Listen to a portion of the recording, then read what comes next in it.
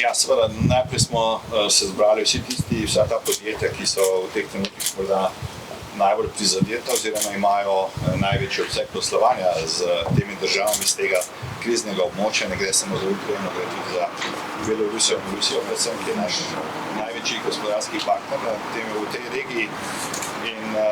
dogovorili smo se, da bo v okviru zbornice ustanovljen poseben krizni tim, ki bo dnevno informiral podjetja o vseh pomembnih informacijah, ki so lahko za podjetja dobrodošla. In seveda tudi dogovorili smo se o nekaterih pobudah, ki jih želimo posredovati odločevalcem oziroma vladi, preko vlade tudi seveda odločevalcem v Evropi, da je z ene strani zelo enostavno in zelo hitro lahko sprejemati sankcije in ukrepe, po drugi strani se pa potrebno zavedati, da je seveda najprej lahko pričakovati tudi ukrepe z druge strani in najmanj pa sprejemati ukrepe, ki bi istočasno lahko prinesli veliko škodo podjetjem iz Evrope ali pa tudi ostalim. Tako da predvsem je bilo izpostavljeno to, da se pridružujemo članicam oziroma bi se naša vlada morala potruditi v tej smeri, da podpira predlog tistih članic iz Evropske unije, ki zagovarjajo še naprej mednarodno poslovanje oziroma plačilni promet SWIFT, tako imenovan SWIFT, da ostaja, kajti s tem bi prekinitev tega plačevanja bi prinesla ogromno škode našim podjetjem, da se dogovori o možnostih nekih koridorov varnih poti za dobave, da se zelo pretehta možnosti oziroma razmisli o tem, kateri so tisti projekti in pa opreme, ki imajo tako imenovan značaj dual use, to se pravi, ki se lahko tudi smatrajo, da se uporabljajo v neke vojaške namene. Takih projektov, take opreme, takih dobav tudi Slovenije od naših podjetij kar nekaj in ne želimo, da so vsi kategorizirani v to kategorijo dual use. Dalje želimo opozoriti tudi vlado in odločevalce, da je energetski problem oziroma dobava plina izredno pomembna. Ne gre samo za ogrevanje, gre za to, da je plin industrijski energent in bi s tem, kolikor bi plin oziroma še kakšen energent bil predmet sankcij oziroma prepovedi ukinitve, bi s tem seveda povzročili veliko škodo našemu gospodarstvu. To so nekateri poleg seveda tudi razmislili o tem, kako zavarovati obstoječe terjatve naših podjetij preko SID banke. Vemo, da je terjatve, ki so obstoječe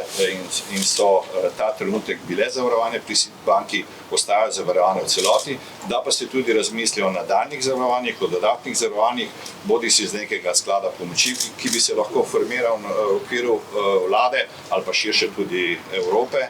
kajti mnogo tudi projektov, ki so izvajanju in seveda našim podjetjem povzročajo ta trenutek zelo velike preglavice in razmisleke, kako nadaljevati, da ne bo izpostavljenost terjatev še večja kot sicer. Vesel sem, da je gospodarska zbornica se takoj odzvala na pobudo, da se sestanemo, zato seveda, da bomo lahko za to infrastrukturo, ki jo gospodarska zbornica vzdržuje, pa tudi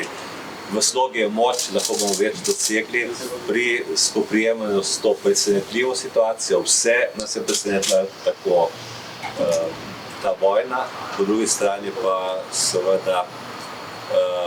smo navajeni na kompleksnost poslovanja v tej regiji, tako da mislim, da z svojo fleksibilnostjo, ki jo imamo slovenska podjetja, bomo lahko te težave premagali. Kar se tiče konkretno Rika, zaenkrat nimamo vsa plačila, ki so zavarovana za kreditivi, za kombiniranje kreditivi, tako da po obstoječih poslih večjih problemov ne vidim, poslujemo v vseh treh državah. Seveda pa bomo se case by case spopadali z naslednjimi izzivi pri pridobivanju morebitnih novih poslov. Prvo, še enkrat bi poudaril, da pozdravljamo tole pobudo, da smo se ostali, kajti tudi danes je vidno, da je tle kar nekaj bistveno več kot 10 podjetij, ki so precej odvisne od teh trgov, eno od njih je tudi naše in dejansko se zavedamo resnosti situacije in ta pobuda, ta skupina bo dejansko spremljala tekoče dogodke dnevno in jih se tudi informirala in pripravila ustrezne ukrepe oziroma načine, kako se pač odzvati na posamezne sankcije, na posamezne situacije in kdaj sploh nadaljevati in kako nadaljevati. Tudi po današnjem pogovoru je jasno, da težave z logistiko obstajajo. Že včeraj sta bila zadržana na ukrajinskem ozemlju 2 tovornjaka, danes se je nekaj podobnega ponovilo. Transport oziroma meje pa so v tem trenutku vsaj z Ukrajino zaprte. Prav v tem trenutku tudi poteka pogovor naših kolegov z Zbornice za transport in logistiko na Ministrstvu za infrastrukturo, ker bodo v okviru Evropske unije določili varne koridorje, ko se seveda te vojne akcije vsaj toliko merijo, da bo transport v Ukrajino spet možen. Tudi danes so podjetja pa izjavila, da vsaj v naslednjih dneh bo transport do ukrajinskih kupcev praktično onemogočen.